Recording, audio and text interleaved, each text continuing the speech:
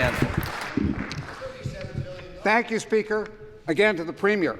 For over a week, the Premier's insisted that the hundreds of millions of dollars he spent cancelling clean energy contracts and tearing down wind farms would bring down hydro bills. It was only last year that he promised to reduce rates by 12%. Can the Premier explain why the rates keep going up? The question is to the Premier.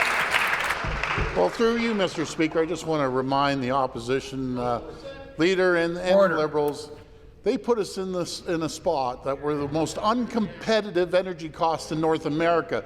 300,000 manufacturing jobs left Ontario because of the NDP and the Liberals. As I said the other day, there's never been a larger transfer of wealth from the hard-working taxpayers, ratepayers of this province, and small businesses from this Green Energy Act. I call it the Green Energy Scam. People made hundreds of millions of dollars, Mr. Speaker, off the backs of this big scam they came up with. We're saving hundreds and hundreds of millions of dollars on energy right across the board. That's why we created 252,400 jobs since we've been elected. Supplementary question. Well, I'm sure the Premier was of the same opinion when he promised to reduce rates by 12%, which he has not done. Throughout the week, we've been raising concerns of Ontario families feeling squeezed by high hydro rates. Glynis Hill, the senior from London Fanshawe, who reads by candlelight and wears a coat inside her house to avoid using electricity. Dawn Van Nostrand, a retiree on a fixed income who has seen her bills climb by 7%. When the Premier promised they would come down by 12%. When will we see the reduction that the Premier promised? Premier.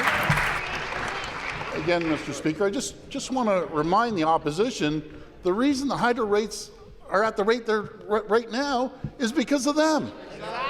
Because of all the backroom deals and all the political insiders Member for Essex, hundreds of millions of dollars on the backs of the ratepayers.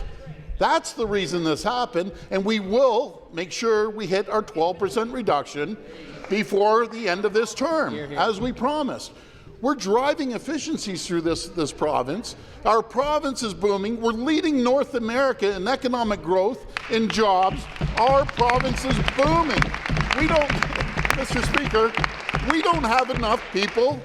We don't have enough people to fill all the jobs that we have here in Ontario because of the policies that we put forward in the House here, Mr. Speaker. But we're going to continue to make sure that people thrive, prosper, and grow in Ontario. Hear, hear. The final supplementary. Thank you, Speaker. Again to the Premier. Unfortunately for the Premier, denying climate change and tearing down wind farms is not an effective way to drive down hydro bills.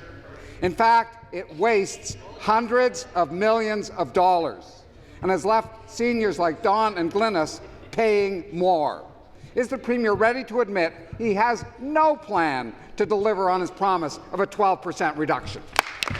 Premier to reply. Well, let me first address this first question, Mr. Speaker. We're leading Canada in emissions reductions at 22.5% because of the great environmental plan that we have.